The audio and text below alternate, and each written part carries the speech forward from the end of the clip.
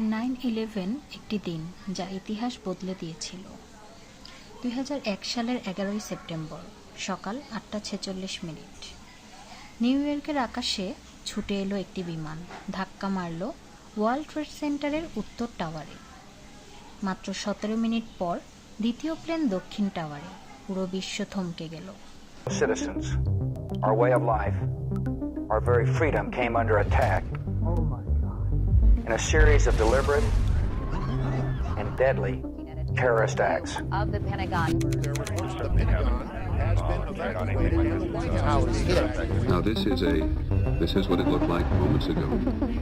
My God.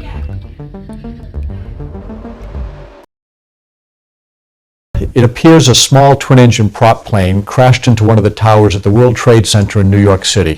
Our collective response was, oh, what a horrible accident. The pilot must have had a heart attack or something. এটি কোনো দুর্ঘটনা নয়, এটি ছিল একটি সন্ত্রাসী হামলা।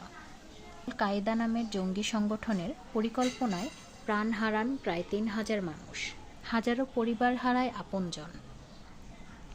9/11 শুধু একটি তারিখ নয়, এটি একটি শোক, একটি শিক্ষা আর এক পরিবর্তনের শুরু।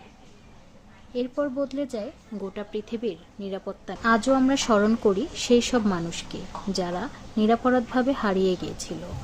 9/11 ইতিহাসের এক কালো দিন।